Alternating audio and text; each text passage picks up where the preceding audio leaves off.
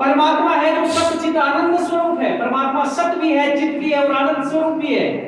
जीवात्मा में दो गुण है, इसलिए बीच में रखा हुआ पूर्ण नहीं है, उसमें आनंद नहीं है, वो सत है और बोलो चित्त है। लेकिन प्रकृति में खाली सत है, न उसमें चेतनता है और न बोलो आनंद। इसलिए मैं के नीचे हलंत लगाए वो प्रकृति है। अब आप कहेंगे जी आपने इनको ऐसे तो बिठा दिया, पर ओम कैसे बन गया? आप जरा विचार करके देखना। ओम को मैं जीवात्मा इसलिए कह रहा हूं लोगों कि ये जो ऊ है ये प्रकृति की तरफ भी जा सकता है, ये परमात्मा की तरफ भी जा सकता है, ये स्वतंत्र है। ऊ को मैंने बीच में इसलिए रखा कि वो मैं की तरफ भी जा सकता है और बोलो ऐ की तरफ भी जा सकता है। वो स्वतंत्र है कर्म करने में, लेकिन फल भोगने में बोलो स्वतंत्र है, ईश्वर के अधीन है। और यदि फल भोगने में भी स्वतंत्र हो जाता तो लोग बुरे कर्म करते और फल अच्छे कर्मों का लेते। अच्छी अच्छी चीजें लोगों को, आत्मा को अच्छी चीजें, सुख पसंद आता है आत्मा को, लेकिन कर्म बुरे करता है, बुरे कर्म करता है। जब ईश्वर फल देता है तो कहता है ईश्वर को कि परमात्मा तुमने मुझको मार डाला। ये नहीं देख रहा कि मैं गलत काम कर रहा हूं, गलत कर्म कर रहा हूं, उसी का परिणाम मुझे मिल रहा है। इसलिए जीवात्मा वो है, ये बीच में बैठा हुआ है। अब जरा विचार करना, जीवात्मा का स्वभाव क्या है? किस तरफ भागता है जीवात्मा? इस संसार की तरफ भागता है, प्रकृति की तरफ भागता है, क्योंकि उसको तात्कालिक सुख अच्छा लगता है। बढ़िया बढ़िया बंगले में बैठना अच्छा लगता है, बढ़िया बढ़िया गाड़ियों में घूमना अच्छा लगता है, बहुत सारी चीजें ऐशो आराम की जिंदगी जीना अच्छा लगता है, उसे उसमें तात्कालिक सुख नजर आता है। लेकिन बंधुओं जरा विचार करके देखना, ये जीवात्मा जब ऊ मैं की तरफ बढ़ता है तो मैं की ऊ के साथ में जब संधि करते हैं तो क्या बनता है बोलो? मुंह बनता है। क्या बनता है? मुंह। यानी ये जो मैं है प्रकृति, जब इसके साथ में ये जीवात्मा जाएगा तो इसको प्रकृति कहां ले आएगी? अपने नीचे। ये जीवात्मा अगर प्रकृति की तरफ गया, मैं के साथ में लगा, तो प्रकृति उसको आकाश से नहीं उठाएगी, आसमान में नहीं ले जाएगी, उसकी उन्नति नहीं करेगी। मैं प्रकृति का विरोधी नहीं हूं, क्योंकि यजुर्वेद के अंदर आता है, यजुर्वेद कहता है अनंतमय प्रविशन्ति ये संबोधि उपासते ततो भूय इव तेतमो ये वो संबुद्ध्याम। खाली प्रकृति को सत्य मान करके उसमें डूब जाने वाला व्यक्ति अंधकार को प्राप्त होता है, और खाली प्रकृति को पूर्णतया त्याग करके अध्यात्म की तरफ बढ़ने वाला व्यक्ति भी पूर्णतया अंधकार को प्राप्त। ये शरीर मिलाए प्रकृति तो है। यदि सोच ले कि प्रकृति से दूर चले जाए, दूर चले जाए, दूर चले जाए और शरीर का ख्याल ना रखे तो क्या ईश्वर मिल जाएगा? नहीं मिलेगा। लेकिन ऋषियों ने कहा है आसक्ति नहीं लानी है, आसक्ति ले आए तो दुख घेर लेंगे, आसक्ति ले आए तो कष्ट आना शुरू हो जाएगा। इस प्रकृति का आनंद लीजिए, भोग करिए, लेकिन इसमें डूबना नहीं है। डूबोगे तो ये मैं आपको ऊपर नीचे ले जाएगा और मुंह बना देगा। अच्छा, अगर ये जीवात्मा छोड़ो प्रकृति की तरफ नहीं जाता, ये ईश्वर की तरफ जाता है, तो ऐ की ऊ के साथ में संधि करते हैं तो क्या बनता है बोलो? जरा जोर से बोल दो, ओ बनता। जो मात्रा प्रकृति के साथ जाने से कहां लग गई थी? नीचे लग गई थी। अब वो मात्रा कहां चली गई? ईश्वर की तरफ बढ़ने से जीवात्मा जब ईश्वर के रंग में रंगता है, ईश्वर के रस में डूबता है मानव। मैं निवेदन, मैं सत्यता के साथ आपको कहना चाहता हूं, ये सारा संसार का उपभोग आपके पीछे भागेगा, बस आप ईश्वर को पकड़ो तो सही। आज लोग कहते हैं हमें सुख नहीं मिलता। आप विचार करके देखना मानव, हम कितना ध्यान लगाते हैं ईश्वर, कितना समय देते हैं हम ईश्वर। समय देने का प्रयास करो। यदि आपने खूब समय दिया परमपिता परमात्मा को, उपासना में समय लगाओ, ब्रह्म यज्ञ में समय लगाओ, ध्यान में समय लगाओ, और समय निरंतर बढ़ाने का प्रयत्न करो, और फिर आपको सुख ना मिले तब आप आकर के मुझे कहना, मुझे आकर के बोलना कि हमें इतना समय दिया। हम परमात्मा की तरफ बढ़ना नहीं चाहते, ईश्वर की तरफ जाना नहीं चाहते, उसको दोष देते रहते हैं। तो कहते हैं जीवात्मा जो है जब ऐ की तरफ जाता है, परमात्मा की तरफ जाता है तो ओ बन जाता है, और जब ओ बन जाता है तो ओम में आपने देखा होगा एक 3 अक्षर भी है। 3 इकाई देखिए आपने, ये 7 में लगी हुई। अच्छा, इसको क्या कहते हैं? बच्चे जानते होंगे, व्याकरण पढ़ते हैं। लेकिन समझाने की दृष्टि से मैं आपको कह रहा हूं ये प्लुत स्वर है, और फ्रुत स्वर का मतलब है कि जो हर्ष और दीर्घ से कितना समय ले बच्चों, जितना समय हर्ष में लगता है क्या प्लुत में भी उतना ही समय लगता है?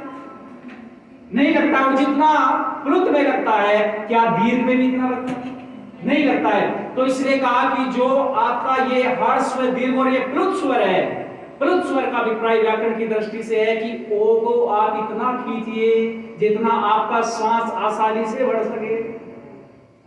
लेकिन ये जो तीन इकाई है, ये मैं आपसे बताना चाहता हूं कि जो जीवात्मा ईश्वर के साथ लग जाएगा उसके तीन प्रकार के दुख समाप्त हो जाएंगे।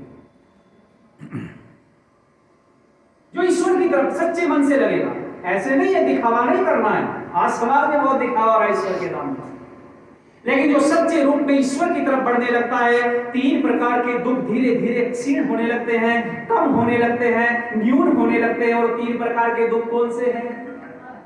आदि दैनिक, आदि भौतिक और आदि दैनिक। और ये तीन प्रकार के दुख आपके जब धीरे धीरे होने लगते हैं, तो मैं मानव निवेदन करना चाहता हूं, जब आप ईश्वर की तरफ बढ़ने लगते हैं और कष्ट दूर होने लगते हैं, तो मैंने पहले ही कहा था ये प्रकृति आपके पीछे भागने लगेगी। आप ईश्वर की तरफ जाओगे तो प्रकृति आपके पीछे भागेगी। लोग कहते हैं कि कृष्ण के पीछे क्यों लोग भागते हैं? आप जानते हो कृष्ण के पीछे क्यों ग्वाले और गोपियां किस तरीके से उनके पीछे दौड़ा करते हैं? कृष्ण ने अपने अध्यात्म से, कृष्ण ने अपनी विद्या से, कृष्ण ने अपने वेद से, कृष्ण ने अपने तप से और त्याग से अपने जीवन के अंदर वो आध्यात्मिक रस जगा लिया था कि जब वो बोलते थे, जब वो चलते थे, जब वो उठते थे, जब बैठते थे, सारा जीवन अध्यात्म में बन गया था। और ऐसे आध्यात्मिक व्यक्ति के रस में तो डूबता ही है। तो कृष्ण ने वो अध्यात्म जगाया, श्री रामचंद्र ने वो अध्यात्म जगाया, वो महापुरुष कहलाए, भगवान कहलाए, क्योंकि वो ईश्वर की तरफ बढ़े। और ये जो ओम है हमको यही सिखा रहा है। ए जो है ये जब ऊ जो ए के साथ में लगता है तो ओ बन जाता है, और जब ईश्वर की तरफ हम बढ़ने लगते हैं तो प्रकृति भी साथ में बोलो लग जाती है। तो जब मैं साथ में हो के लग जाता है तो क्या बन जाता है? बोलो ओम बन जाता है, ओम बन जाता है। और आप कहेंगे जी ओम परमात्मा का मुख्य नाम है, इसमें आप लौकिक बात में बहुत गहराई से ऐसी बात बता रहा हूं उसको कोई भी झुठला नहीं सकता, ठुकरा नहीं सकता। अच्छा मैं आपसे पूछूं, ईश्वर का नाम लेने का अधिकार कुछ लोगों को ही है या सबको है? अच्छा जिसके पास में वाणी नहीं है और ईश्वर का नाम राम होता, शिव होता, ब्रह्मा होता, विष्णु होता, गणेश होता, पार्वती होता, यत्र तत्र जो भी लोग बता रहे हैं आज समाज में ये होता, और गूंगा व्यक्ति उसको कैसे ले पाता? जरा विचार करिए। जिसके पास में वाणी नहीं है उसको भी ईश्वर का नाम लेने का अधिकार है, पूर्ण रूप से अधिकार है। अच्छा गूंगा व्यक्ति जब मन से बोलता है, वाणी से बोलता है, तो उसको क्या ओम बोलने में वाणी की आवश्यकता पड़ती है क्या? ओम बोलने में ना तो तालु की आवश्यकता पड़ती है, ना दंत की आवश्यकता पड़ती है, ना जिह्वा की आवश्यकता पड़ती है, ये तो अंदर से निकलता है। जरा बोल के देखो एक बार,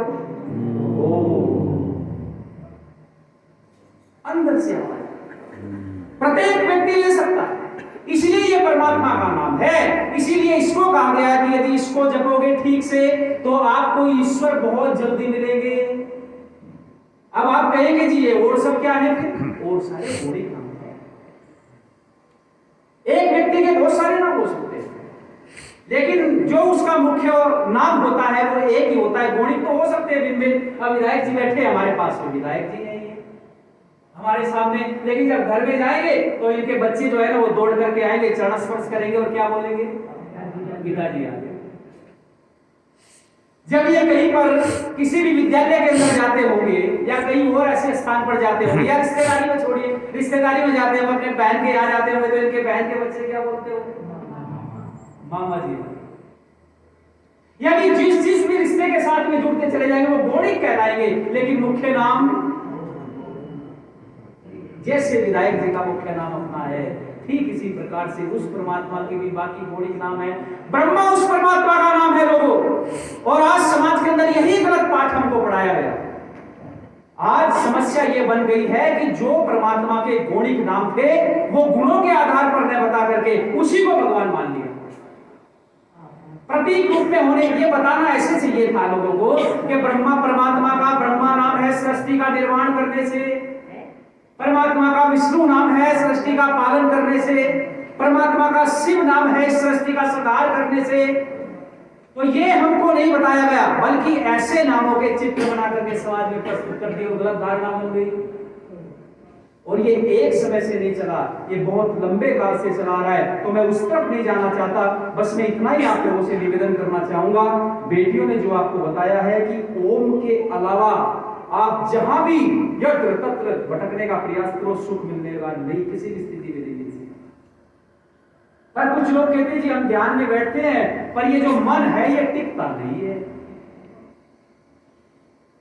क्या ऐसा कहना ठीक है जी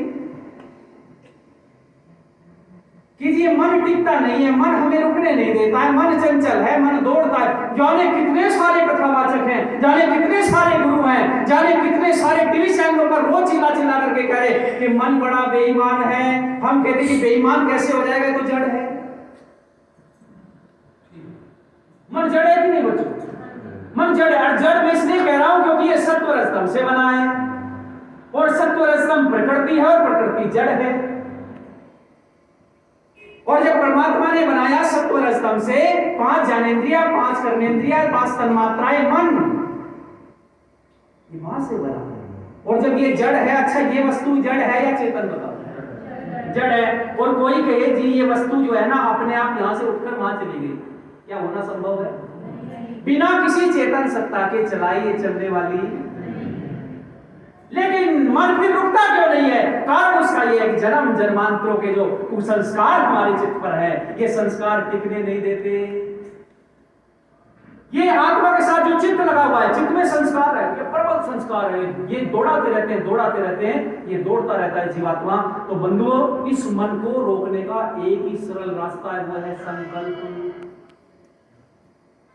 संकल्प, बिना संकल्प के मन रुकने वाला नहीं है। जो जो व्यक्ति संकल्पित बनता है वही मन को स्थिर कर पाता है, और जो जो व्यक्ति मन को स्थिर कर पाता है वही समाज का कल्याण कर पाता है। बिना मन को संकल्प के रोके आप किसी भी कार्य में सफल हो नहीं सकते, नहीं हो सकते। इसलिए मन को रोकना पड़ेगा। समय नहीं है, मैं अतिक्रमण नहीं करना चाहता, विषय बहुत बड़ा